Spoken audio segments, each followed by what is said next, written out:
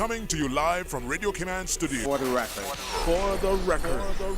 Hear from your government officials, independents, and the opposition on issues that matter to you. The record. Engage in an open dialogue between residents and lawmakers. For the record. The record. Informative, impartial, insightful. This is your talk show. 1-800-534-8255. Your calls, your input. This is For the Record. And now, your host, Orit Connor. A pleasant good morning to everyone, and welcome to For the Record, whether you're here in the Cayman Islands or if you're listening overseas via the web. I'm your host, Orit Connor, and you're welcome to join me every Monday, Wednesday, and Friday from 7:30 a.m. to 9:30 a.m. on For the Record, a show that is produced by the staff and management of Radio Cayman, and it is geared specifically to keep you abreast of issues as they arise and play out on the local, regional, and international scene. I want to remind you that we have a toll-free number provided courtesy of Lime. That toll-free number is 1-800-534-8255. You can also reach For the Record on 949-8037 and 949-6990. And of course, if you don't like to talk on the telephone, then you can email us at For the Record. That is one word, For the Record at candw.ky. And again, I want to welcome all of you and thank you for allowing us into your homes, into your vehicles as you traverse the roads of the Cayman Islands, either going to work, taking your children to school, or you may be at work in your vehicle as well. We want to thank you for allowing us in. We always try to provide you with a quality programming. We made some promises yesterday. We made some announcements in relation to who our guests would be this morning, and I first want to extend my apologies for being unable to go through with that promise. We're unable to have the three members of the Electoral Boundary Commission here with us this morning because of the hectic schedule that they have had so far, but we promise certainly to have them on next week. And even with that, we still have 1/3 of the membership of the Boundary Commission here with us in the person of Mr. Alan Steve McField, prominent local attorney. He's here in his capacity as our guest, I should say almost a regular guest on Friday mornings. And we also have Mr. Christopher Saunders, who's also a regular guest on Friday mornings. I believe that, Christopher, you were on with Sterling Drain yesterday, as well? Yes, we were actually along with Kenneth Bryan, and we were discussing the minimum wage and the possible impacts of Cayman. Great show, short time, but it was really great. Well, I want to welcome both of you this morning and say good morning to both of you as well. Thank you very much for asking me. Yes, we were on the road down to the country, I call it, to Little Cayman and Cayman Brac. We were out there for some 3 days. Came back yesterday and had a meeting last night in East End. And I'm here this morning with you, and I was so glad to come back to with you because it's the highlight of my week. Yeah, and that's a man who is in his 80s, who's so 81. active. 81, yep, who's so active, as well. So he's right here with us. Of course, I watch television, but I usually, watch the news and some sports. But Chris, MSNBC, you normally notice on those stations, you will see they have regular guests, the same persons on for a while. And it usually means that they're grooming them, to have their own show. So, I wonder if that's what Radio Cayman is doing with you now, grooming you to have your own show now. No. I tell you what it is, and this is just my humble opinion based on the feedback I've received. I'm just not afraid to speak my piece. I mean, some people may like what I say, some may not like what I say, but ultimately it's my democratic right.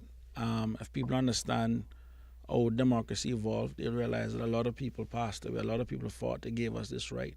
And one of the worst things that we can do is remain silent when so much is going on around us. And people may actually find it hard to believe, but growing up I was a very shy person. Today I'm still considered, medical, I'm still considered an introvert.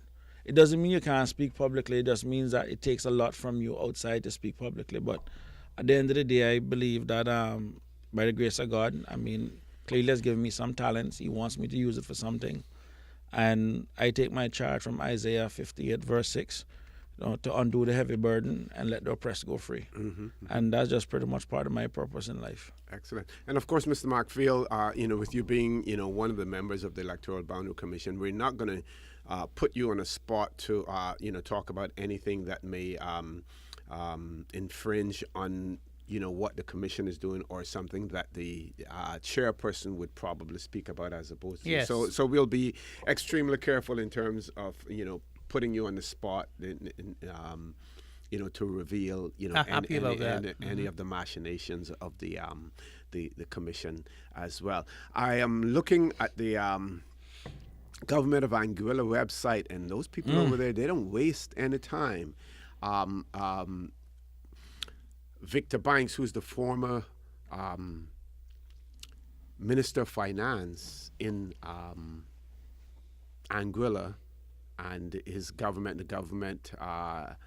Osborne Fleming, when he retired as chief minister, then Victor Banks took over the party, and in 2010 they lost the election. Victor Banks' party took 6 of the 7 seats in Anguilla in Wednesday's election. I didn't see that. One independent candidate won a seat. The incumbent government didn't win a seat at all. And on the government website this morning, this is Friday, the election was on Wednesday, they have already changed the profile on the government website, and the new chief minister who has the welcoming statements on their government website now is Victor Banks. So they don't waste any time. Yep. So that's a good example of how to keep a website up to date, how to maintain it. But we're going to talk a little bit about the situation in Anguilla at some point in time this morning, also because they also have single-member constituencies. Yes. And when you look at the size of their population, and I will take a look at the size of their constituencies in terms of the number of electorates, because it varies, because that's one of the huge topics in our discussion on single member constituencies and the size and everything else. We'll talk about that as well. Locally, we see there was a robbery at Tortuga Rum on the waterfront sometime this week.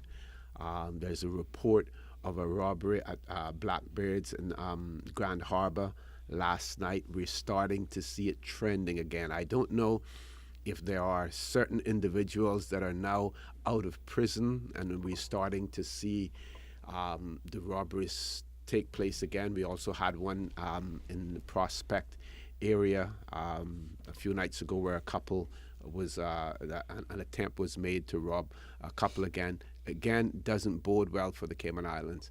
Last Friday, we had the Cayman Islands Cycling Association on here. We were talking about the Century Ride for Feed Our Future Cayman. We were talking about bike safety, and then we see on that would have been on Wednesday night. Then a fatality. A relative of mine, first cousin, was killed. And again, using this medium, I want to make a public appeal. We are not aware of any arrests being made yet. We're not aware of anyone turning themselves in. And we would urge those persons, if you see something unusual, hear something unusual, if you know something, please bring it to the attention of the police. It's extremely difficult for someone to hide the fact that they have had an accident, especially if the fender of the vehicle or the bumper or whatever, or part of it, has been left at the scene. That person must take that car to someone to have it repaired, whether or not it's an underground mechanic that they take it to. If you see something unusual in terms of your coworkers, if they have not driving the same car that they have been driving, that may be an alert to say something may be wrong. Why isn't that person driving the same car that he's been driving? Or if he's driving it now, it has a dent in it. I don't know whether or not what the police have done in terms of looking at travel patterns of people. It may be someone, if you see someone has just bought a ticket that morning and exited the Cayman Islands that morning, that may be a red flag as well. There may be several things to look at, and I'm just urging people to look at that because, irrespective of a person's station in life, no one should be left on the side of the road to die a horrendous death after being hit by a vehicle. It's unconscionable, it's inhumane. And that person needs to step forward and accept responsibility. Gentlemen? I think so. When I heard that, I just could not believe that. I was in the Brac when I heard the news, and but it's not difficult in Cayman today to hide an accident like that. It's very easy to hide an accident like that, because I remember I had something wrong with a car that I had, and I was having trouble getting the parts for it. And someone says to me, "Go to this particular place," and I was amazed at the maze of little garages that they had up around the airport area, and the kind of service that they could provide quickly. So between 4 o'clock in the morning, when that accident allegedly happened, to daylight, they could have repaired that car, fixed it, and painted it, and put it back on the road again. And so, but the thing that really bothers me is to see how modern we say we are, and yet we do not have the kind of investigative tools to find that person who committed that crime. I was surprised that what happened to the cameras? And exactly what happened to the cameras? That has been the resounding question. Yeah. What happened to the cameras on that road? And to live a life, I could not envisage myself having an accident, or anyone, my family, having an accident and leaving someone on the side of the road to die. It must be the most awful thought if you were injured, that someone had left you there. And it's early in the morning, and when a lot of people are not on the road, and left you there to die, and to die from your injuries. So I would appeal to anyone who saw anything, and anyone who knows anything, to really get in touch with the police. But then it doesn't surprise me, because Cayman has become an anonymous society now. People don't say who they are. They don't call their names. They don't write their names anymore like they did before. And so Cayman has become an anonymous society. So it will remain that way until the police, by their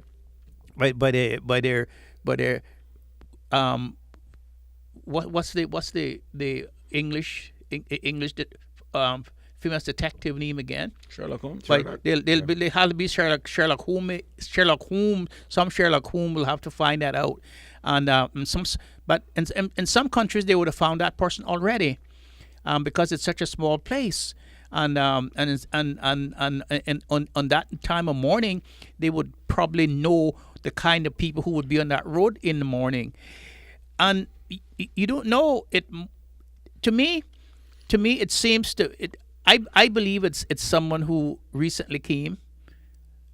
I could be wrong, but I think that when they find that out, you'll see that it is someone who recently came, because I don't really believe that the ordinary driver who hit someone would have speeded off and left the person to die on the side of the road. It is the most horrendous crime.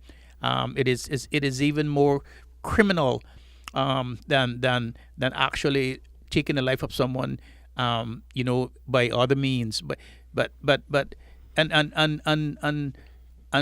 yesterday, when I discovered it was one of your cousins, and Moose's was his uncle. Moose? Yes, that's right. Our friend correct. Moose? Yes. I was more even disturbed about it. The one thing that really I guess surprises me in all of this, and this is something for the police. It's not a matter of being overly critical. But I mean, simple things like traffic, in terms of traffic management and that kind of stuff. I mean, they really need to step their game up for what it is that they're actually costing this country. We need to start asking them for getting value for money. Several weeks back, we had an accident in Bordentown, shut down again after Eastern District. People going home. I mean, when you start factoring people have their families, people are hardly paid workers, and everything else, the police really need to do a better job also of managing the traffic.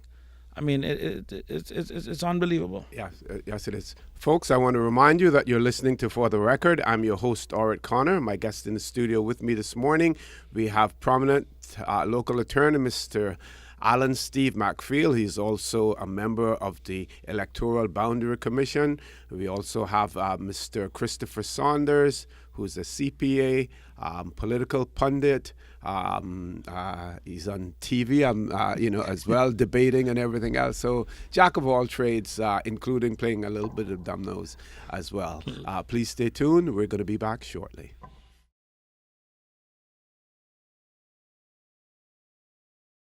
Good morning and welcome back to For the Record. I'm your host, Orrit Connor. My guest in the studio with me this morning, Mr. Steve McPhail and Mr. Christopher Saunders. We were, before we went off to the commercial break, we were discussing the fatal hit-and-run accident that took place on Wednesday night on the Linford Pearson Highway. And we certainly don't want to try to preempt the police investigation or to draw any conclusions in terms of the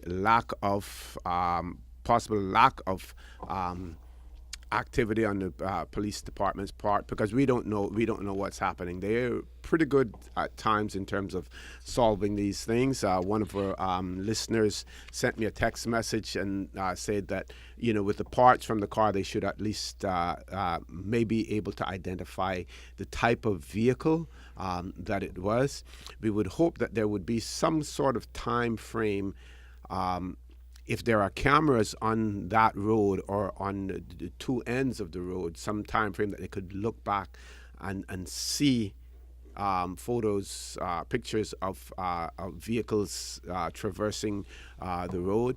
But I also believe that at some point in time, it was pointed out that the cameras don't necessarily have the ability to read license plates, especially at night, as well. I will say this much: I'm actually looking forward. I think the gentleman from East End and North Side had promised in the next budget debate to get to the issue of this camera fiasco, because for what it is that we have spent for those cameras, and I mean, Caymanians need to feel safe in their own country, and these are in modern times. I mean, policing tools that are needed. And literally almost everything that has been asked for has been given.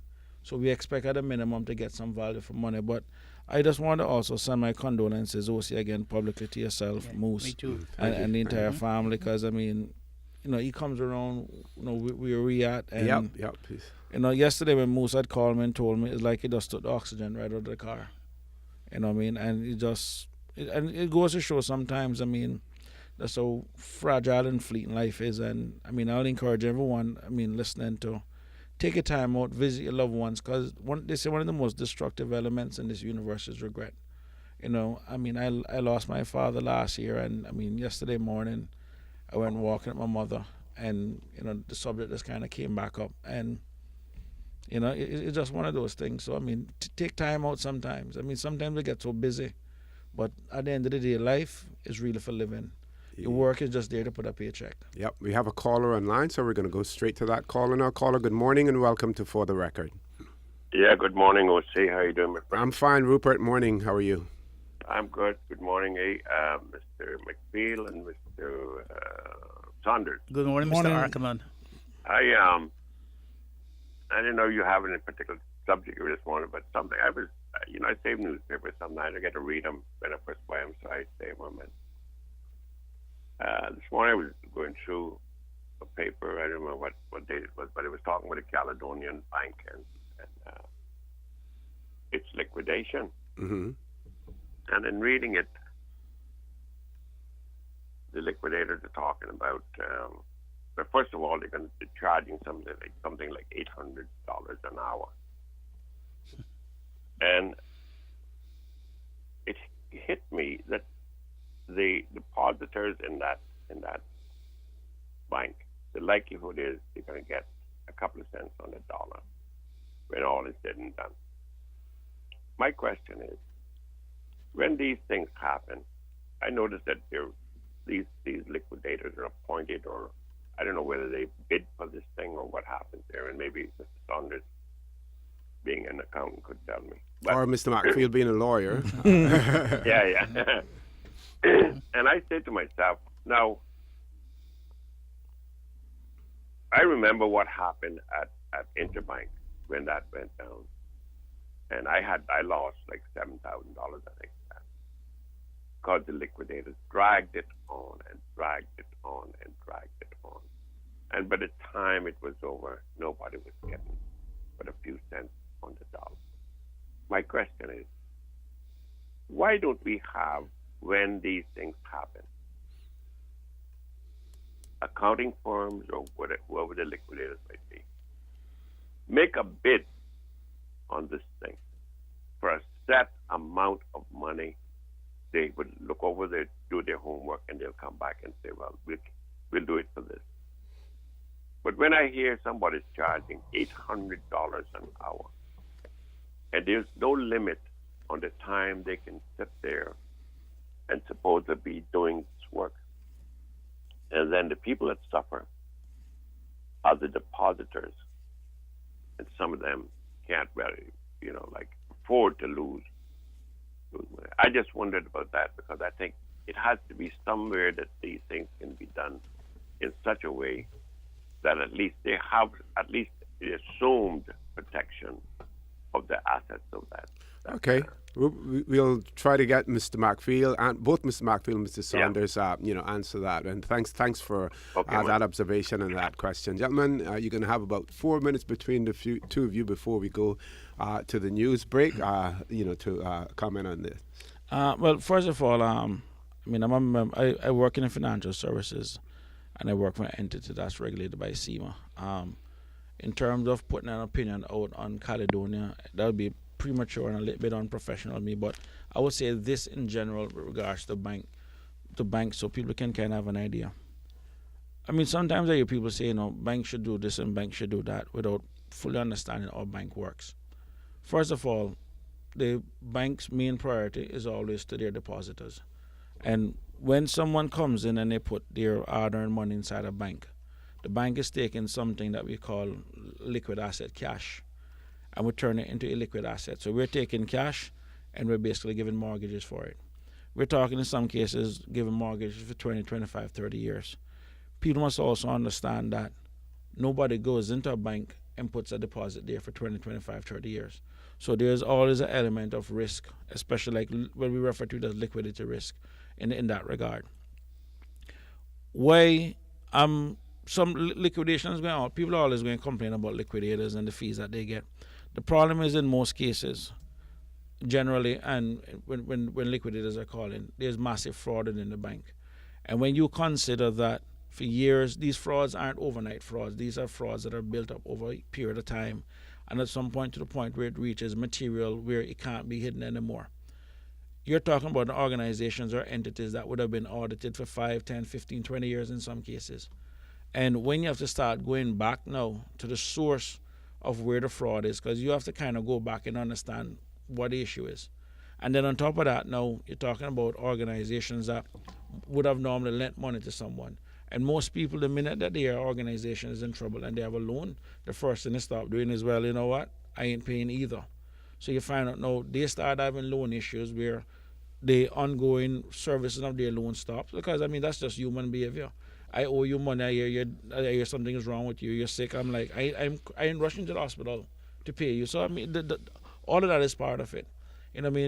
Most cases, no two cases are alike. There are always unique circumstances. Sometimes it looks the same on the surface, but when you go back and you see what it is that perpetrated, what caused it, it is not what it normally sees at face value. Mm-hmm. It's a very complex issue. Some cases, the money is used to buy securities, it's used to buy stocks. And placed in all different places. The old financial system is a very complex web. And to really go through it and protect it are sometimes. I mean, I worked with on the BCCI audit and the BCCI liquidation back from I think it was 91, and even there was an $18 billion black hole where, I mean, and don't hold me to this. I mean, I'm just going back from memory where we didn't know where 18 billion came from. We didn't know where $18 billion went, but it was a black hole. You know what I mean? And to uncover that and get to that, it is quite complex. We were doing cash tracing to all different parts of the world. Okay, You know, so Mr. McFeel, on the legal side of And things, in terms liquidate- of the appointment of liquidators. Well, how the- liquidators are appointed by the courts, of course, and liquidation liquidators are a special breed of people, and they have real technical, professional, and legal knowledge, and it's a very taxing job, and it's a very responsible job, and the cost of liquidation is not cheap. And that is and that would be in range really of I don't know if $800, but I know that $600 to $700 an hour is usually the price you pay for liquidation. So it doesn't surprise me if some people are charging $800 because they probably have to pay their support staff from that hourly rate too, because it's just not only the liquidator, he has to bring his support staff in, Right. and they have to be paid. Okay, folks, I want to remind you that you're listening to For the Record. I'm your host, Art Connor. My guest in the studio with me this morning, we have Mr. Christopher Saunders and Mr. Steve McFeel. We promised you that we would have the Electoral Boundary Commission, members of the Electoral Boundary Commission on this morning, but that is being rescheduled for sometime next week. We do have Mr. McFeel here, who is a member of that commission, but we will be discussing other things and not specifically the work of the Electoral Boundaries Commission. Please stay tuned. We're going to go to the news. Don't change that dial, as we will be back shortly.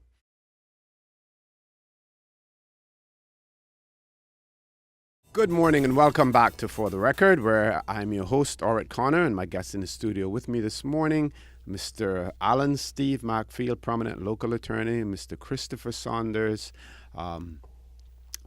CPA in the financial services industry, political pundit, talk show, regular talk show guest, almost to be host soon.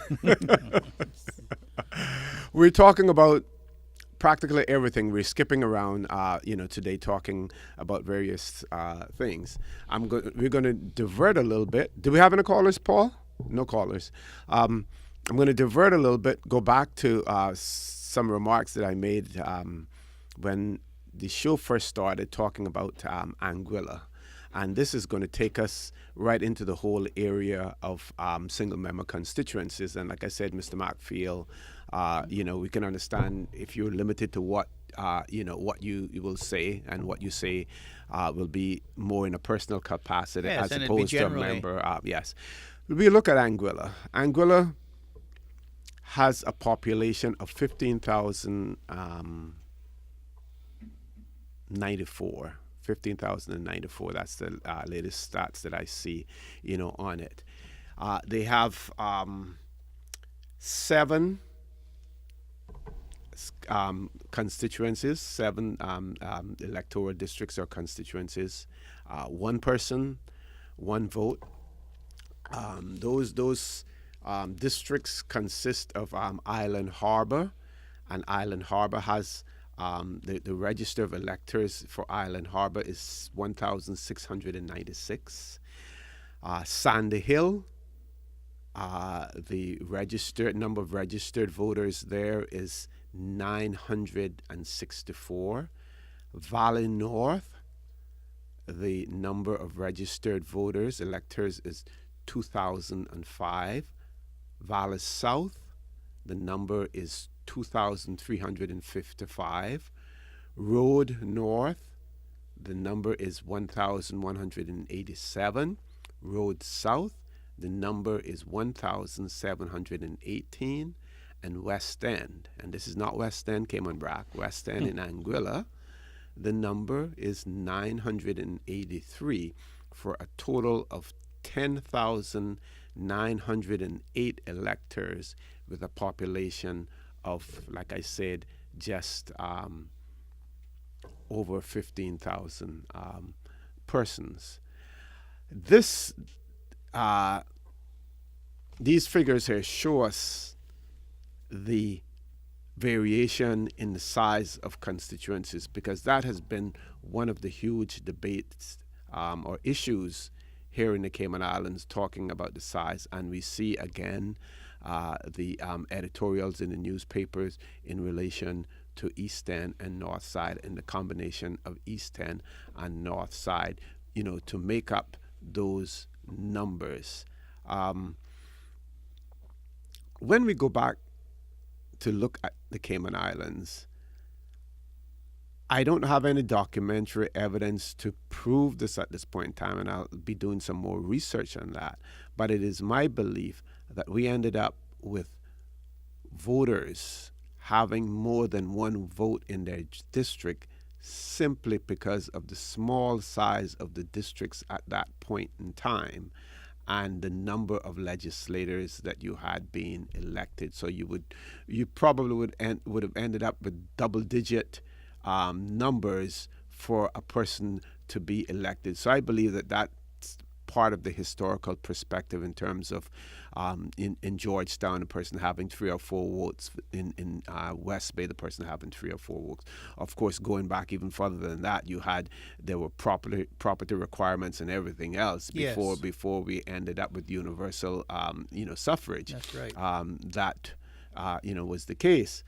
But I don't think that we should be distracted and we should be perplexed by the size of the electoral districts in terms of the number of electors in those districts, because it will fluctuate. We saw, for instance, we've seen how the district of Bordentown has grown, tremendously. It is the fastest growing district, really. Second, no, actually, we have surpassed West Bay. Yeah, and when you look at the availability of land in the Cayman Islands, where's the land that is vacant now?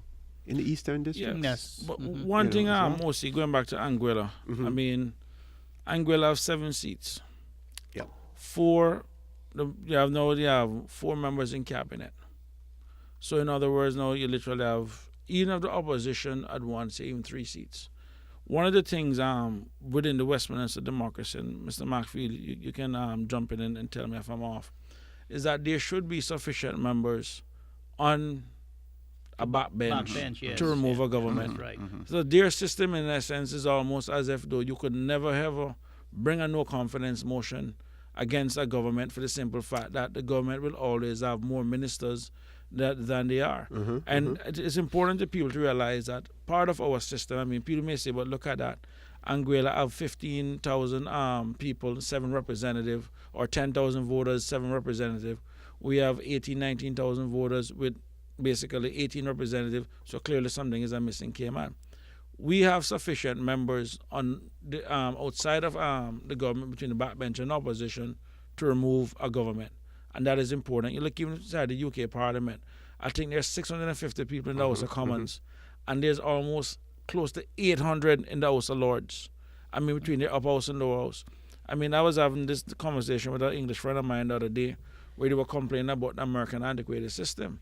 And I'm like, the U.S. House of Representatives have 435 members, 100 in the Senate. That's 535 people for a population of 300 million people.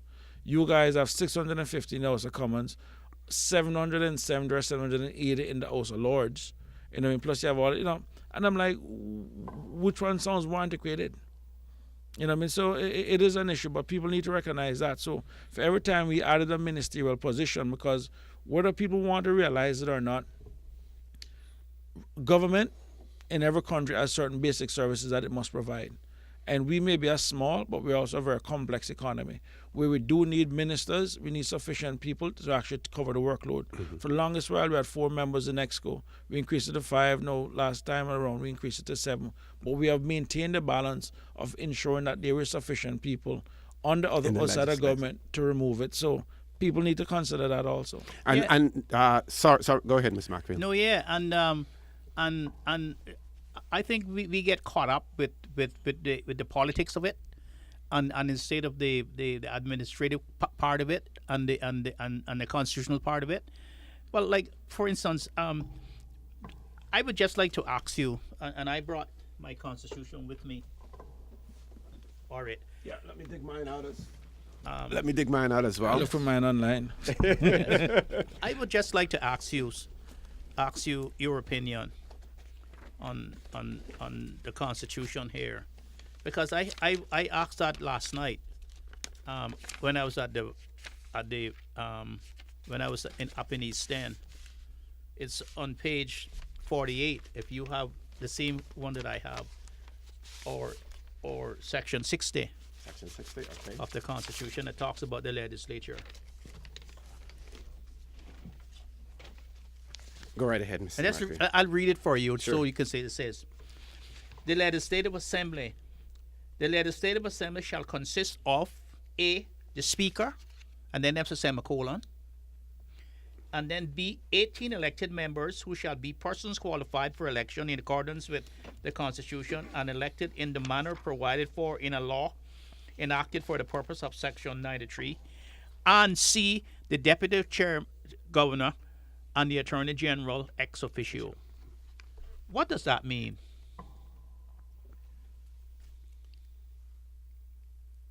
Okay, let me read it again. It's the speaker, Yes.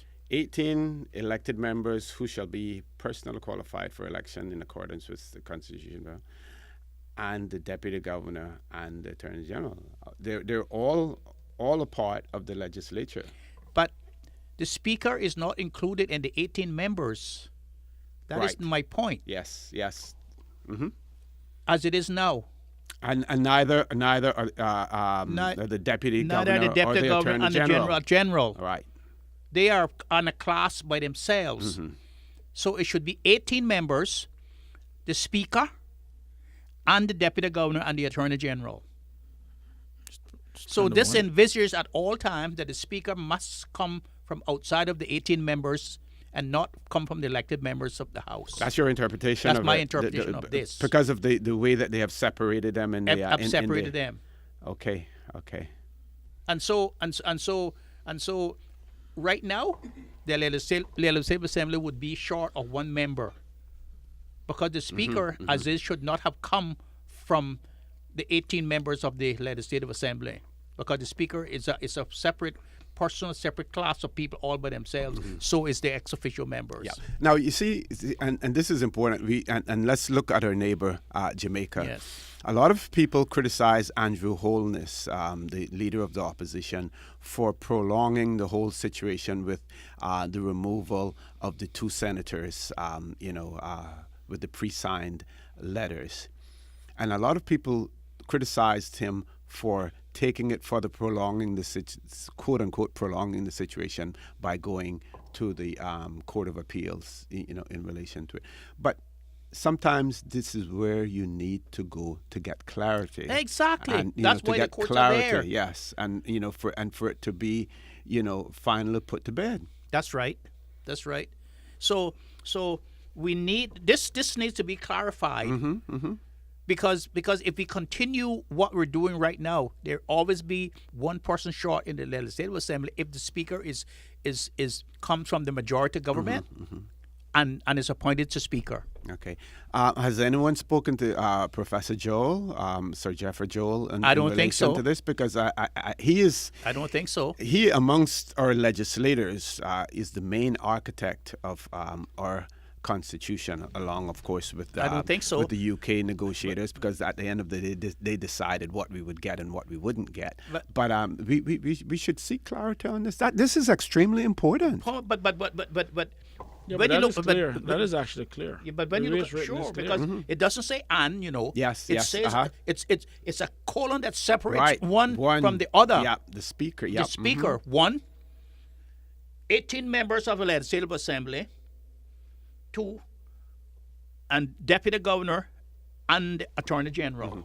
I see something Okay, here, so- but what? Let's look for the provision that talks about the fact that the speaker can be elected from amongst the membership of the legislative assembly. I actually believe what I that there was is a looking for. section in there. We Yeah. want to look at that and see I haven't see se- I what don't- that says Yeah, as well. that's- Any that's calls, what I Paul? wanna- Yeah. No calls. Okay. Yeah, we can take a look at that to Try to see find- to I haven't see found that. what we're doing. Well, Yeah. what we'll do in the meantime, folks, I want to remind you that you're listening to For the Record.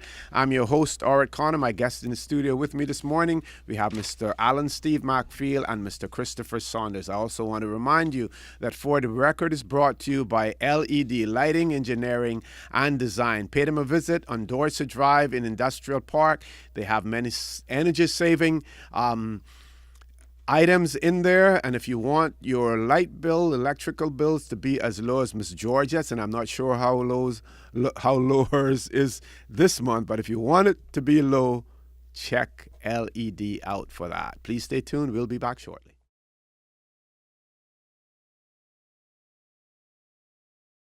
Good morning and welcome back to For the Record, where we're discussing the Cayman Islands Constitution Order 2009. We're discussing the composition of our Legislative Assembly. We're also talking about the selection of a Speaker of the Legislative Assembly. In that regard, Mr. McFeel has pointed out his interpretation of Section 60 in relation to the fact that the Speaker in terms of numbers is separate from the 18 members of the Legislative Assembly, but we're also looking at Section 65 that speaks to the appointment or the selection of the Speaker of the Legislative Assembly. Chris, I believe you want to comment. Yeah, I don't mean to for anyone to take this the wrong way, because I remember when this whole thing came up about the Speaker come from outside, as if people were expecting some Speaker to be neutral. At the end of the day, the Speaker was always going to be appointed by whichever government was in majority. That's just the way it is. So you'll never would get that unbiased type person for the simple fact that they're chosen by a select few. But it is one of the most powerful positions inside the people's elected house. And I believe that that is a position that should be held by a member of that house, plain and simple.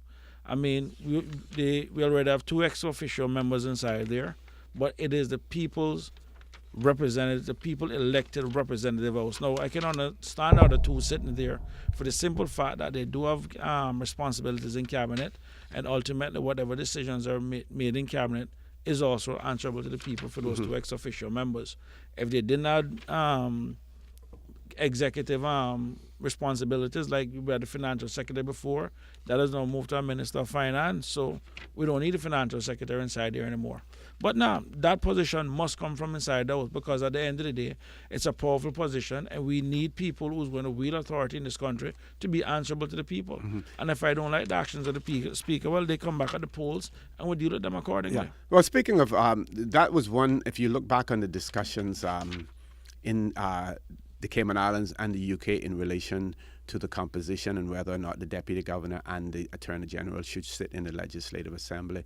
The argument at the end of the day was that if there were any issues relating to the civil service that needed to be addressed, to be answered, that the Deputy Governor was there for that. My retort to that, my response to that would be, if you need to discuss any issues in relation to the civil service, then you bring the Deputy Governor down there like you do chief officers and everyone else, for that purpose. The other thing that we need to have resolved, and we saw it, a few years back, whether or not the Attorney General should be the legal advisor to the government, solely to the government, and not necessarily to the governor as well, because that creates a conflict of interest when you have to advise both, and you need to know which master it is that you're serving. It is extremely important. But I believe, Mr. McFeel, when we look at Section 65, let's read that again. Okay. At the first sitting of the Legislative Assembly after a general election, and as soon as practicable after a vacancy occurs in the relevant office otherwise than on a dissolution of the Assembly, the elected members of the Assembly shall, by a majority vote, elect a Speaker from amongst the elected members of the Assembly, right?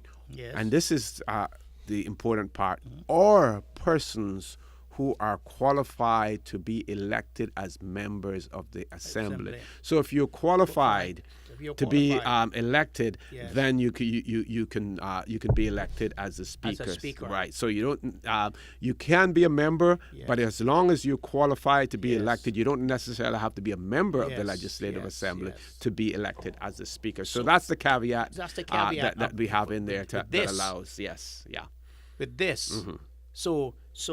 So it means then, let's follow this logically. Okay. It means then, if you elect a person who's an elected member of the Legislative Assembly, what happens to Section 60 then that says you should have 18 elected members in the legislature and the speaker? That's breached. Yeah, no, it needs to be Yeah, fixed. we're not in compliance We're with not in that. compliance with that.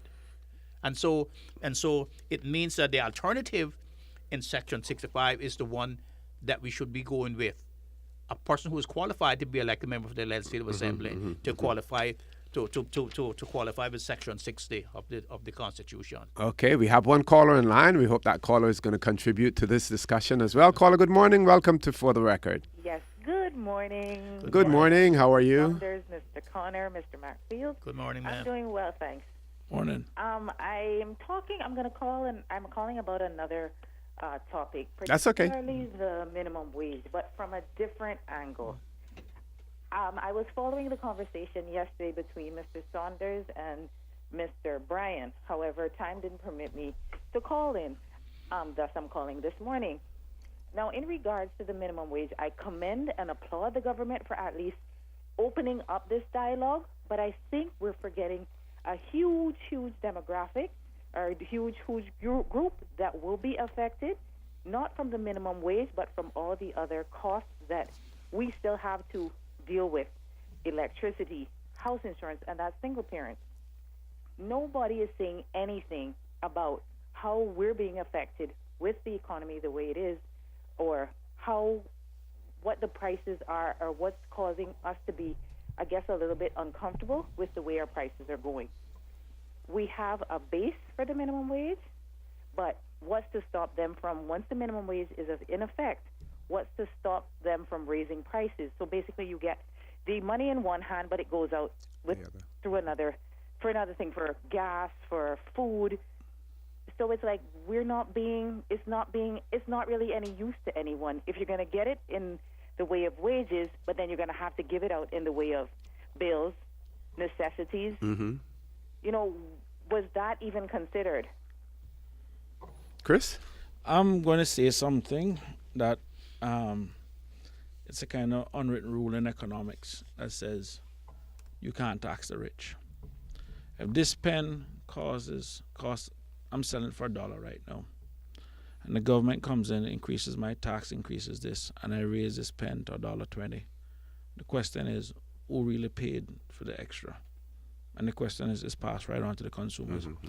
That caller raised, I guess, the crux of my issue that I have is that ultimately when you think of the marketplace, you have goods and service, buyers and sellers of goods and services. The other element inside the marketplace is the role of government via regulation. So take Mr. McField's profession. You can't get up tomorrow, walk into the court. You have to be called to the bar and go through all this licensing and exams and all that kind of stuff to make sure that you're not fraudulent people going around it, same as in the medical field and elsewhere.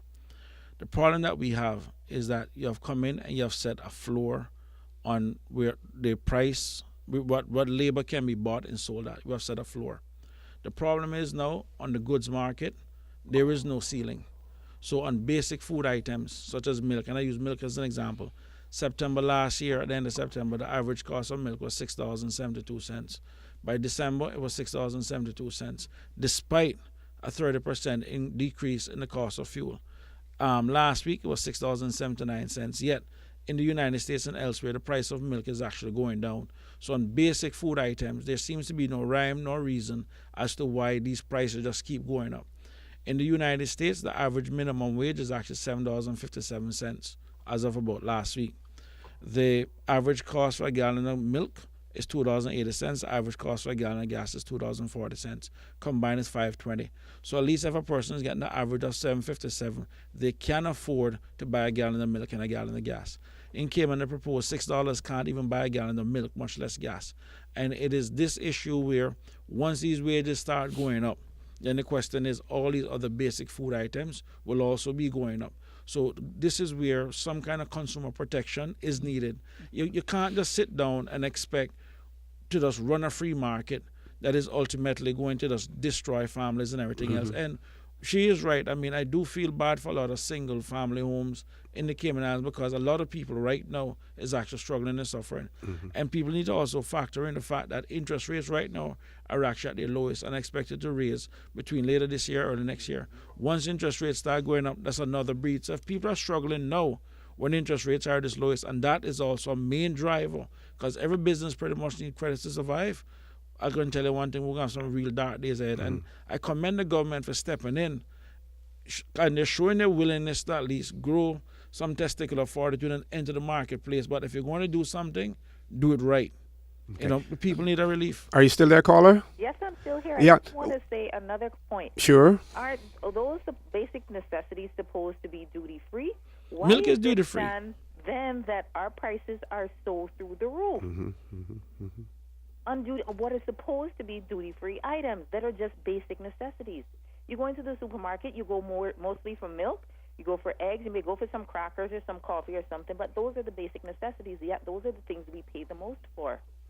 The challenges, I mean, like in the United States, where a lot of people are where competition dominates and people are price sensitive, stuff like bread, eggs, and milk are normally basic staple, and people use that to determine which supermarket to go to. So normally there are very little markup on those goods because people want to get you through the door. And then stuff like detergents and all that kind of stuff is really where supermarket makes their money on.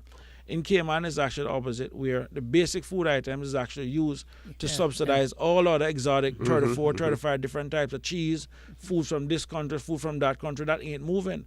So the stuff that actually moving are subsidized and the stuff that not moving, now, we consider that choice. Oh, we can choose this, we can choose that, but how much different types of cheese do you use? How much different type of detergents do you use? And that is the problem we have here. Now, when we look at the minimum wage, if there are companies, let's say, for instance, if they're the Fosters and the Kirks, and they cost you less and the price is right, are already paying their workers above the minimum wage that is required, then there should be no need for price increases based on the cost of doing business because of the increase in the minimum wage, if they're already paying that. Actually, Here's a shocking something. No, this is where the shocker is. Per the report, the bulk of the people that will be benefiting from this increase are like security guards and domestic helpers. If you look at the Cayman economy, that money right now, because minimum wage does not increase the income pie, it just redistributes it. Those people right now, those money is actually being held by Caymanian households and Caymanian business. We're taking money now that's going to be held by Caymanian households and transfer it to a transient workforce that's going to be exported. So what it means is that less money is going to be in the economy, which means that there's less money circulating around. So the people who would normally go and spend that money, that extra money now, at Foster's or another supermarket, will have to give it to their domestic who's actually going to send it off, because not like they're going to go out and change their lifestyle. They're just here to make a living, feed their families back home. They're going to send it off, which means then that Foster's now has less money coming into his door. So chances are, what is he going to do?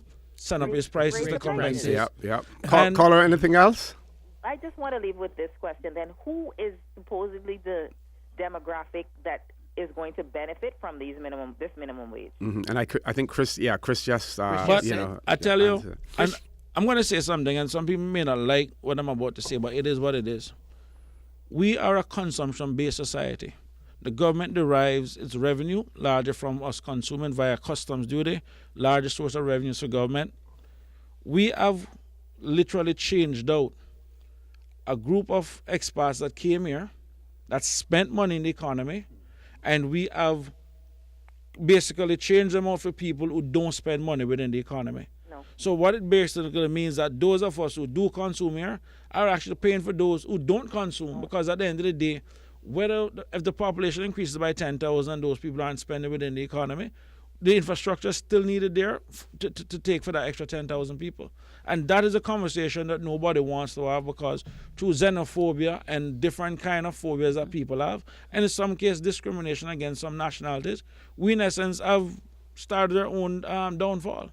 We need people to spend money in this country if we want to maintain this kind of tax system. Thank you very much, caller, for Thank you, those gentlemen. instructive It's always a questions. pleasure to listen to you guys. Keep up the good work. Thank you very much. Thank you. Thank you very Very, much. very welcome. Have a good day. You too, dear. Bye-bye. We have another caller. Caller, good morning. Welcome to For the Record. Good morning, Mr. O'Connor. Good morning, Amjad. How are you? Morning, bro. Good morning, Mr. Chris. Good morning, Mr. McField. Good morning. And always it's a pleasure. As you know, I enjoy listening to both of you gentlemen. It's a very intelligent conversation, very useful to bring us solutions. That's why I think the host of this program do us well when he brings both of you to the program. So thank you for bringing those two nice gentlemen. You're welcome, Amjad. To the conversation. All what I want to say is, as Mr. McField is a member of the Boundary Commission, and, it's a very good thing that Mr. McField is member, because he knows this island more than anyone. And there is a serious problem. Yes, I don't agree with the article which the Canvas written, interfering in the election, or how the seats of this island, and it's the way how they write the opinion. It's very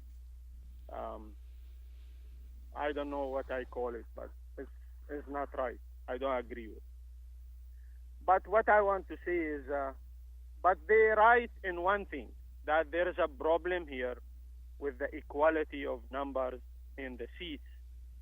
And, if this country wants to implement one man, one vote, the dangers in the indigenous Caymanians is very great. In terms of a group of people will get together, 300 votes, will get a seat in the legislation assembly, and might those is people who just get status grant from certain nationality. Then we will create here the greater division between the newcomers to this island and the indigenous people. And we take the right of the indigenous people to represent their country. I think North Side and East End maybe should be treated the same way how Cayman Brac being treated and Little Cayman, or joined together, both of them, Cayman Brac and Little Cayman, to have two representatives. Then East End and North Side, both people in both North Side and East End elect two members to the House.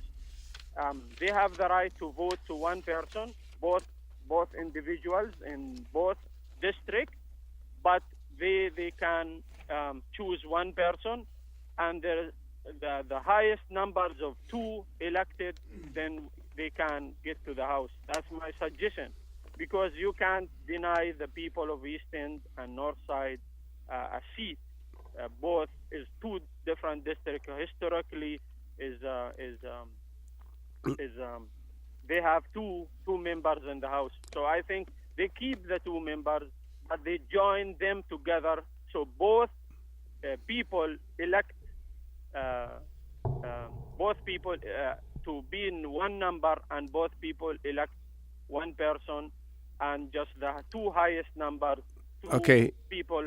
Yeah. You speak to the fact that that with the one person, one vote, that you could get a group of people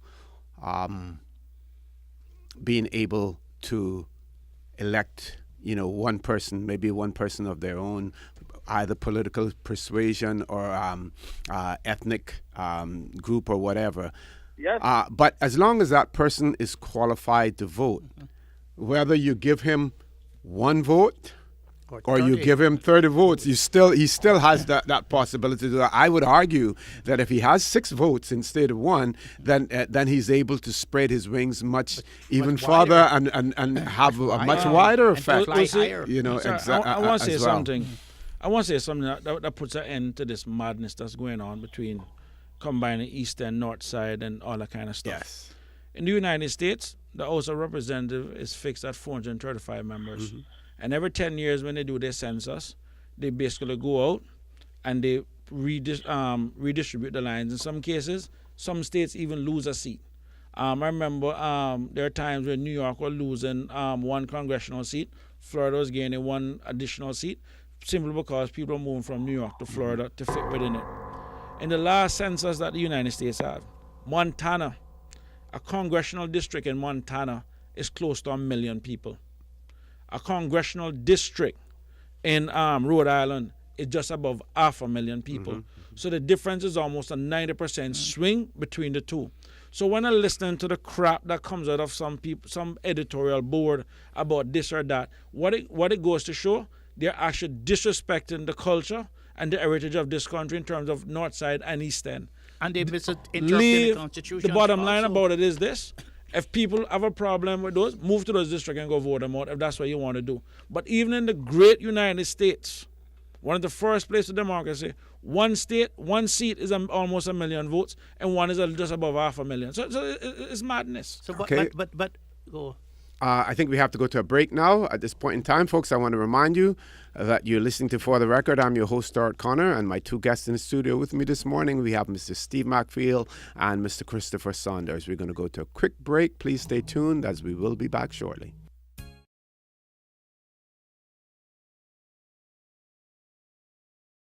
Good morning and welcome back to For the Record. I'm your host, Stuart Connor. My guests in the studio with me, Mr. Steve McField, Mr. Christopher Saunders. We have 2 calls on hold, and I think in about 3 minutes' time we're going to go back to headline news. So we'll probably be able to accommodate 1 caller during that period. So let's quickly go to that caller. Now, caller, good morning and welcome to For the Record. Good morning, gentlemen. Good morning. How are you doing, Miss Hi. Lorna? I'm good, thank you. Just weighing in a little on this minimum wage discussion. You know, we always say Cayman is unique, and in many ways we are. And definitely when it comes to having tried to come up with a minimum wage, there are some really unique circumstances that needed to be considered. Now, I have no doubt that the committee did the very best that they could, and I know they also employed the assistance of, I think it was someone from the International Labor Organization. That's correct. But my fear is that they use, certain existing models or criteria that didn't necessarily apply here, because something that Chris just said is so true. When on the ordinary models, when you're trying to determine a minimum wage, one of the factors that's taken into account is the fact that if there's more money being earned by the people at this effect, it would be more money in circulation. There'll be more money going to the merchants. So therefore, because of the increase in business, the merchants will probably be able to absorb some of the additional costs that they have in paying their employees. But I do not believe that holds true in Cayman, since, as Chris and all of you have just pointed out, and we know it, the majority of the people who are going to benefit from this send more of their money out of the country. I do not believe they're going to spend more money here as a result. I think they're going to still, and I'm not wronging them for it, I think they're still going to try to get by on the minimum amount, because, obviously they have to spend some money in the local economy. But if you were making $4 and it went up to $6, I don't think you're going to now spend $5 in the local economy. I think you're still going to spend you're still going to spend as you did when you were earning $4, and the difference will be sent out of the country. So I think that's a major anomaly in using or in coming up with it, because it was based on the assumption that there would be more money being spent in the local economy, and I do not believe that is going to be the case. That essentially is what I wanted to point out, and obviously to agree. I think I've heard Chris more than the others speaking this morning, but essentially to endorse the sentiments that are being expressed on here, and also the fact that what is out there now is a suggested minimum wage. So perhaps there is an opportunity to still do something. You might say that we should have done it during the... But we've heard the Premier say that basically that was a figure that he also was identified with. So there's a strong possibility that it will remain at that if it comes into effect. Yeah, I think part of the argument is flawed, because I do not believe that as a result of raising the minimum wage, we're going to have more money in circulation in the local economy, because it's not the locals who are going to be getting, for the most part, who will be affected. Exactly. I want to thank you very much, Ms. Lorna. We've got to go now for headline news. We have one caller in line. I'm going to ask that caller to please be patient, because as soon as we come back from headline news, we'll be taking that call. Please stay tuned.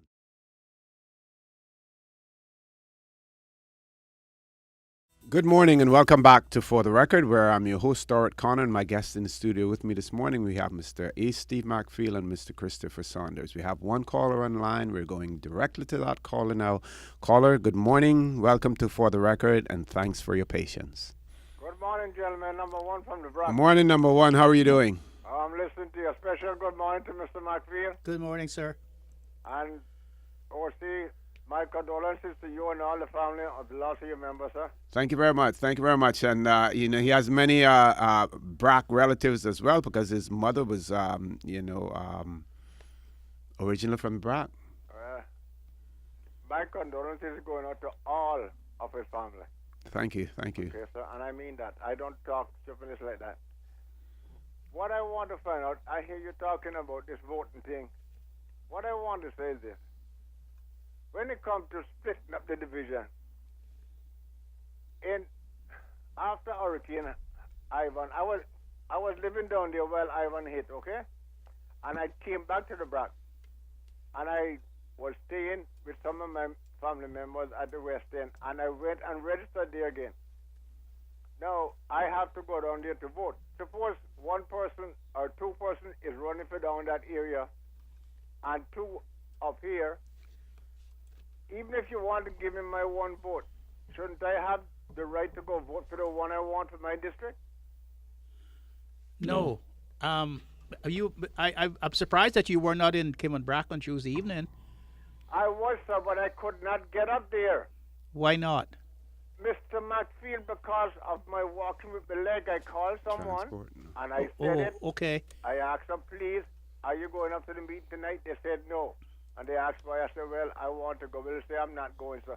Okay, well, I don't have no transport like that. I am sorry about that, but what I was trying to explain to the people on your island is that if the single member constituency concept of electoral concept is accepted and passed in the assembly by the resolution in the assembly, Cayman Brack then will be split into two parts. Right. It will be the East, Cayman Brack East, and Cayman Brack West, and Little Cayman together. Right. Yes? If you are a resident in Cayman Brack East, and someone is running for political office in Cayman Brack East, you will have one vote in Cayman Brack East. Right. And you could only vote for one person out of the numbers of people that are running in the Cayman Brack East for the seat in the Legislative Assembly. Yes, sir. Just for an example, and I'm not saying that this is true, that it might happen. I understand. Just say Julie O'Connor or Jim Smith is running in Cayman Brack East. You would, and if you live in Cayman Brack East, you would have to decide which one of those that you would vote for, because you only have one vote and you can only vote for one. Yeah? Yes, you only have one vote. Yes. Just say Moses O'Connell is running in Cayman Brack West, and John Tibbetts is running in Cayman Brac West, you could not vote for either one of them if you're living in Cayman Brac East. You would have to be resident in Cayman Brac West to be able to vote for Tibbetts or for Cornell. Similarly to the way it is now that you Same, can't yeah, vote go. for someone in North Side if you're living in Georgetown. In Georgetown. I know that. That's a different district. They're Yes. districts. But you will have a different constituency. And so the problem that we found that happened is that people say, why is it that they can't vote for two? Well, the Constitution says that you should return two people to the Legislative Assembly. And the reason why the Constitution has grandfathered you in is because your politicians agitated for that position when they went to the constitutional talks and conferences and when they were going on. But your country otherwise would not qualify to be a single member constituency because you do not have the numbers. Because I think in Cayman Brac East there's 300 and something voters, and in Cayman Brac West there's 600 and something voters, almost double the size. Yes, we have enough Yeah, where the island can have two representatives. that's right. Yes. So the problem is now is that when if the single member constituency system is established, you will have to decide where you will live, and you will have to decide who you will vote for, because you can only cast one vote, and you can only cast that vote in one constituency. You can't cast it across the border into another constituency to elect somebody over there. Well, that is the part I don't agree with, because I'm living on Cayman Brac, and if you is running west and I want to vote for you, unless say I'm registered east, it's all one district. I should have my right to come and vote for you, sir. No, but But it won't be all one district anymore. One It's going to be constituencies, not district. not districts Cayman anymore. Brac will remain a district in terms of other Yeah. areas, but as far as voting is concerned, it'll be split into two constituencies. Well, I'm sorry if I'm being rude, but gentlemen, I don't agree with that. I should have my right if I want to vote for Mr. McField or for you, Mr. Connor, whichever way you are. Once I'm in that district, I should have my right. Even if you want to give me one vote, fine. Let me come vote for whichever one of you, wherever you are in Cayman Brac. Okay, we certainly respect your views and your opinion on that. Number one, no question whatsoever. I think when we look at the constitutional talks as well, one of the reasons why we have that carve out again for Cayman Brac and Little Cayman was that there was no intention to reduce. No one wanted to reduce the numbers of elected members that they had in Yes. in there. So no one wanted to reduce that. And you know, like I say, there have been political astute. You remember in 1972, when Cayman, the Caribbean Federation fell apart, and Cayman was offered to have internal self-government with Jamaica, and a lieutenant governor in the country and a chief minister.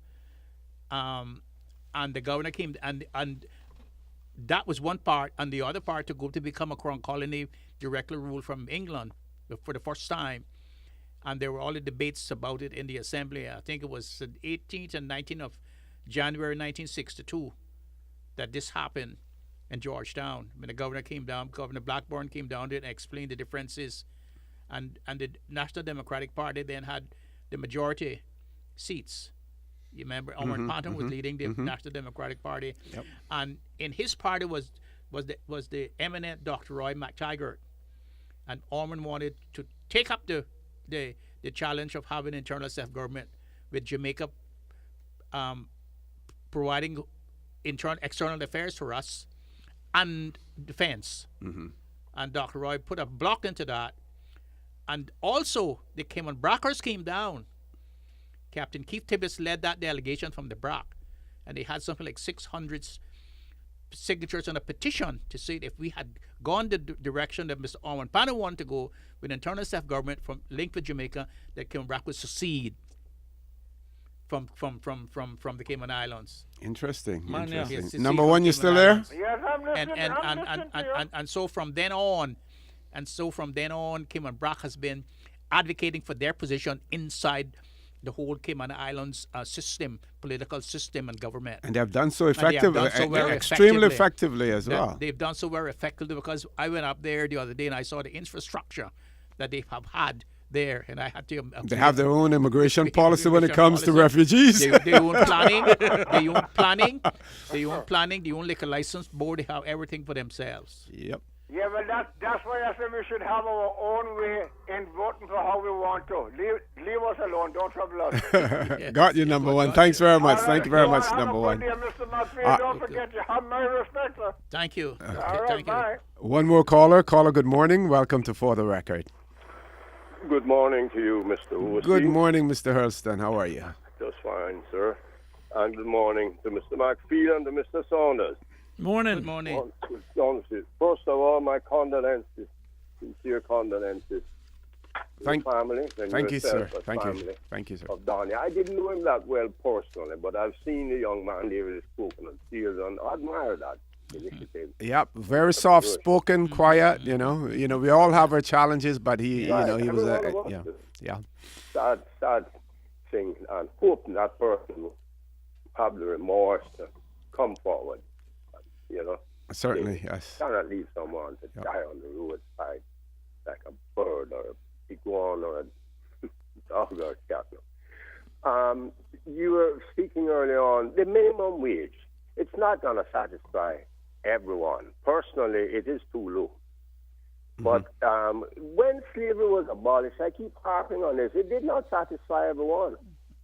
But it certainly satisfied the slaves eventually. Yep, But yep. the merchants were very up against it for the simple reason they're up against minimum wage now. It's going to dig into their Pockets. It's going to dig into their pockets and profit.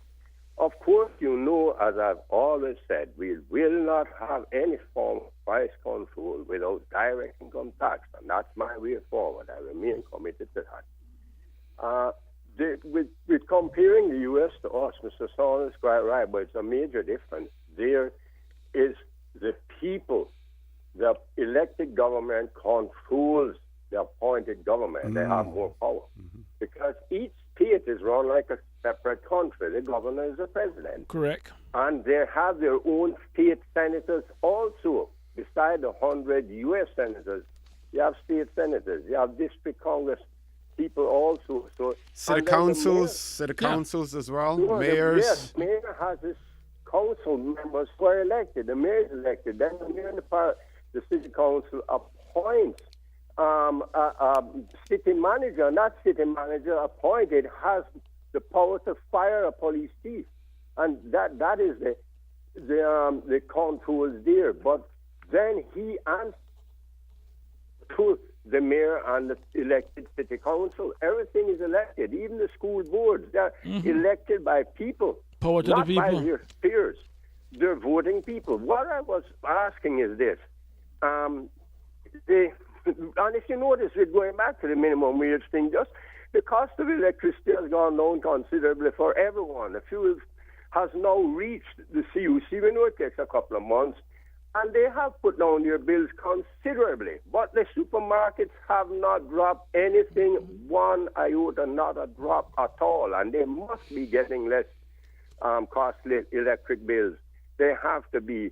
So it's not going to be passed along unless we have direct income tax to control and hold their fingers to the fire. Can't the speaker, going back to this thing, be elected, run for elections as speaker only and elected by the people? Or would that contravene the Constitution? Thank you, gentlemen. Have an excellent day. Thank you very much, Mr. Hurlston. The last part of his question, Mr. McPhee, you want to respond to that? What was that But again? the speaker, should it be by a universal suffrage that the speaker is elected as opposed to being elected by members of the Legislative Assembly? I think the speaker should come out from the speaker should not be a member of the Legislative Assembly. By the election of the speaker, should it be the public that elects that? I don't think that. I don't think that would be right. In the Westminster I don't think system, that would not be the West, but that would be not within the American system. No. But the speaker should come from outside the House, and the speaker should be appointed by the Legislative Assembly. It should be a foregone conclusion. all the members should agree who the speaker should be, because the speaker position is very, very, very important, because the speaker has to be impartial, and the speaker should not be in the cast and thrust of politics, and the speaker should not be in any controversial political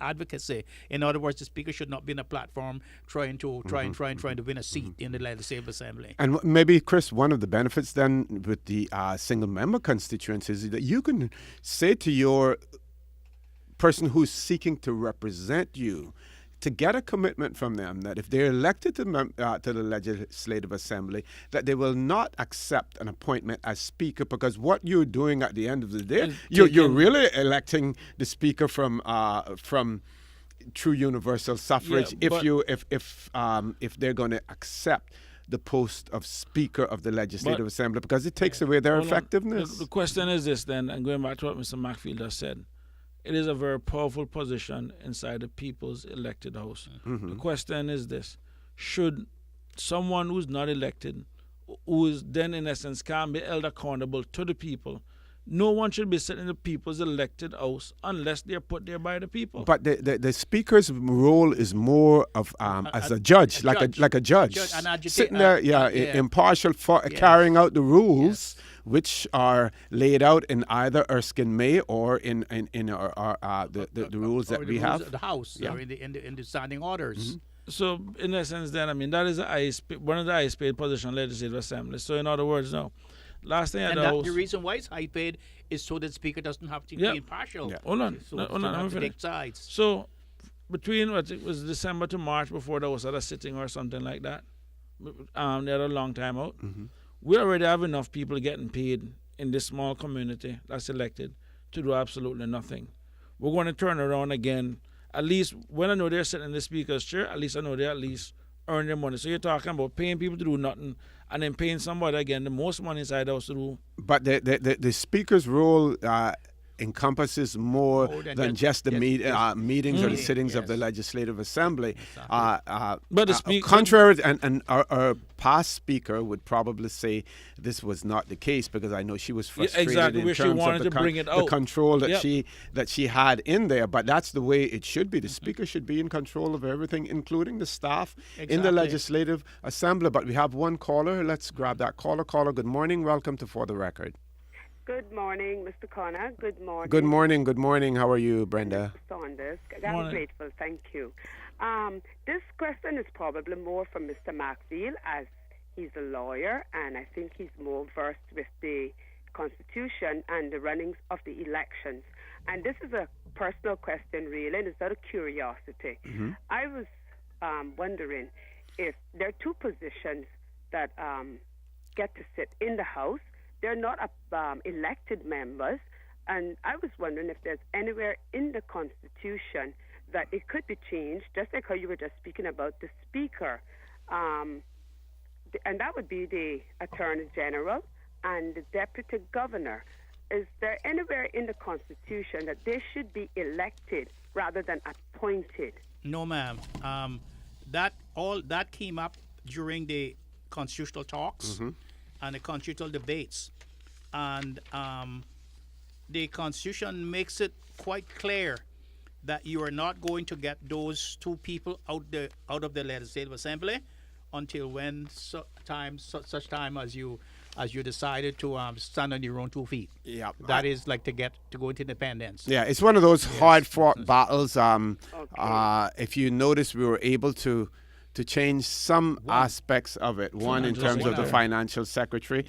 It depends on the government in the UK at the time, and more so the civil service in the UK. But these are the sorts of things, these are the issues that we have to try to continue to make inroads in if we are to gradually be able to take control of our own destiny here in the Cayman Islands, is to move these things on forward. On that note, could I then ask, while you're debating the Speaker of the House, does the Constitution allow for you to have the Speaker elected rather than appointed. Yes, the speaker can come from two places. They can come from inside the house, and they can come from outside the house. But that election takes place Yes, inside the house, not by the general public, but by the Okay. legislators My themselves. question was more, could it be by the general public? Yeah, that was an issue that position. someone raised just now. Also, that they thought that why should not happen, or could it happen? Okay. And let me tell you, answer. It's been very helpful. if you're interested, grab a constitution and go to section 60. 60. Yep. Section 60, and it says the legislative assembly shall consist of the speaker, 18 elected members who shall be persons qualified for election in accordance with the constitution and elected in the manner prescribed for in law, and the deputy governor and the attorney general ex officio. Okay. And just so that I understand you very clearly, you said that the attorney general and the deputy governor, that would never be possible unless Cayman went independent. Well, that's what they have said. Yeah, Just the words. I would don't- tend to disagree with I that. disagree. I believe that we could make some inroads there, and we Yes. could probably Yes. push for that. One of the things I think we need to do is we need to clarify to the UK that the Attorney General either has to represent the government, Yes, not yes. including the governor, and the governor Yes, get his own yes, legal yes, representation, yes, because he does it when they do it when they feel that it is necessary, when they Necessary, don't want that's the local attorney general to be involved in it. But it's certainly a conflict to have the attorney general representing the governor and the How government. about who represents the people? He represents, as you say, the governor and the government, who represents the people. So it is a conflict. Well, let me tell you, ma'am. I agree with you. It's a conflict. Well, let me tell you, in more modern, advanced countries, the attorney general is always an elected member of the legislative assembly, Yes, because the and attorney that's why general. I asked the question: Is it possible that could be done here? Yep, those are things that could be done. Those are the things Because I that. believe in the. I know that we are British. We're not American, but I believe in all the states.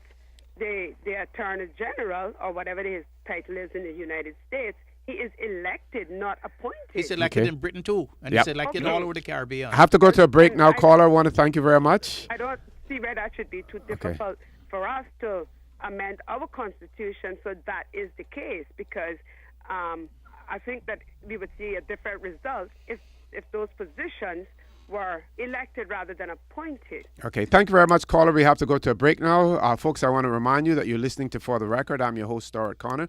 My guests in the studio with me this morning, Mr. Steve Macfield and Mr. Christopher Saunders. Please stay tuned. We'll be back shortly.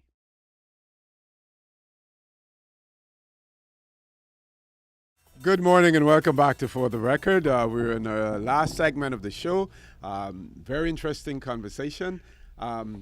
Two issues I want to raise quickly. Number one, UK elections prediction. When we look at electoral calculus, that's one website that have been predicting elections using scientific analysis for the 20 years. They predict that the Conservative Party will get about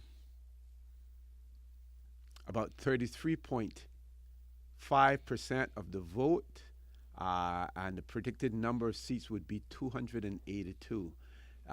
Labour would get about 31.5% with 280 votes. Then, of course, we have the Liberal Dems. They will get about 10% and 17 seats. Scottish National Party, 3.9% of the vote, and they will have 48 seats, because the elections that take place in Scotland as well. So it looks like the Lib Dems and the SNP, more the SNP than anything else, will determine who forms the government in the UK. But it is also predicted that more than likely, if you end up with a Labour government, that there's likely to be an election, within a year after it. On our local scene, I've heard people call and talk about the fact that, or inquire as to whether or not the Premier of the Cayman Islands should be elected in an at-large vote, which means that everyone from throughout the islands could vote for the Premier. And I want you to explain to our listening audience, Mr. Macfield, why that is not possible for the premier to be elected that way, simply because the premier must, based on our constitution, the premier must come from the party that commands the largest number of members in the legislative assembly. That's in our constitution also. Yes. It says that our constitution says that the party who wins the majority of the seat in our legislative assembly shall form the government, and the person who is leading that party shall automatically become premier. And it says if no party has won a majority of seats, then there has to be a vote in the legislative assembly by secret ballot. And the person who's to get a majority of seats will form the government and will then become premier. But it's in our constitution. If you look at the section, it says about premier, and it says that the party who has the majority of seats in the legislative assembly, that party shall tell the governor who is the leader of that party, and shall become premier. It is not possible with our system of government to have the premier elected from a large majority of voters island-wide. That is not the Westminster system.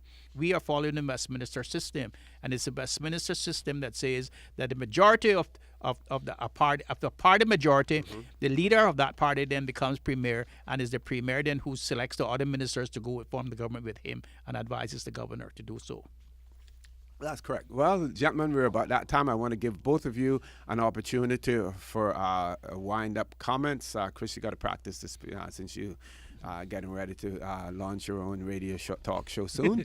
That's one. No, I think overall, first of all, I want to thank all the callers for calling this morning, and that lady who had called in. I think it's the first time I've ever heard her calling, so I think we may have another first-time caller, because I do listen regularly. So I want to thank her and encourage other people for speaking up. Ultimately, democracy itself is having differences of opinion and everything else. But at the end of the day, we're all Caymanians. We all want the best for the country. I think ultimately we all have the same goal in mind, but we disagree in different ways to get to it.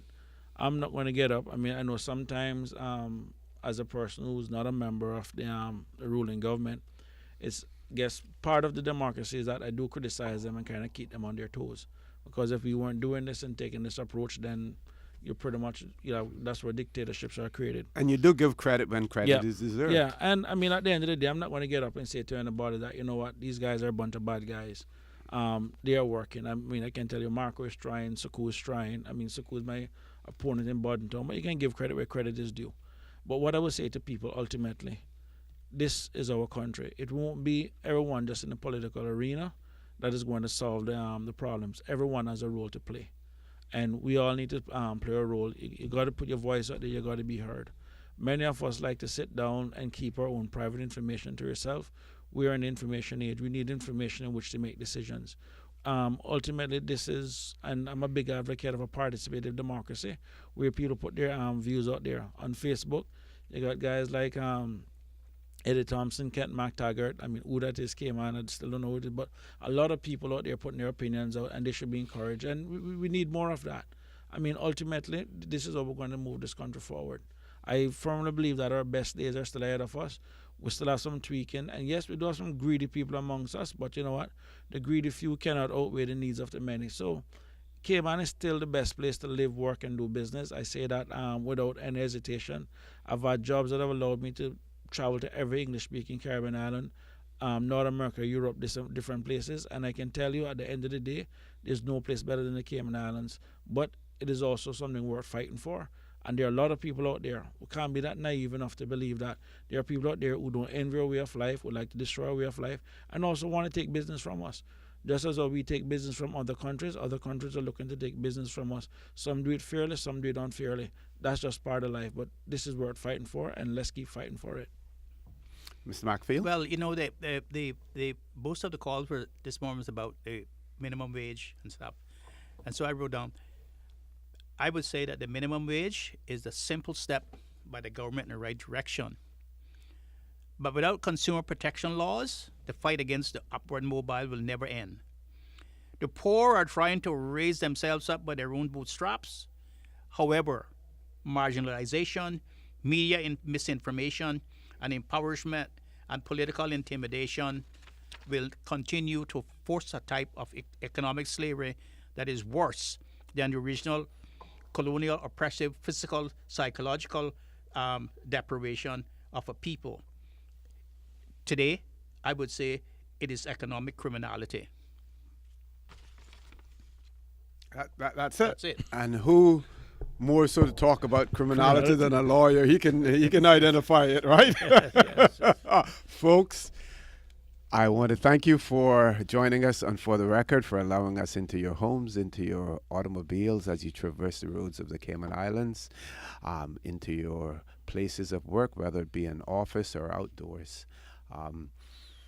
We want to always remember that we are our brothers and our sisters' keepers. There is always someone out there who's less fortunate than we are, and I ask you to extend a helping hand to them. If you don't want to do that, then you should donate to a worthy charity as well. I want to continue to encourage you to listen to For the Record. Join us every Monday, Wednesday, and Friday from 7:30 a.m. until 9:30 a.m. Next week, at some juncture, we will have the members of the Electoral Boundary Commission on For the Record. We will have them on. We expect that to be an interesting, informative discussion, and we look forward to your participation. I also encourage you to join Sterling Dwayne Banks at 12 o'clock on Talk Today as well, and of course continue to support your favorite radio station. And I would like to make this final call to our listening audience out there. If you see something, say something, in particular on this occasion in relation to the death of Donnie Ray Connor. Anything unusual that you may have observed in terms of someone's activities, in terms of their vehicles, please report it to the police, because it may be that observation that helps to break this story. Again, thank you. Have a great weekend, and God bless. For the record. For the record. Informative, impartial, insightful. This is your talk show. 1-800-534-8255. Your calls, your input. This is For the Record.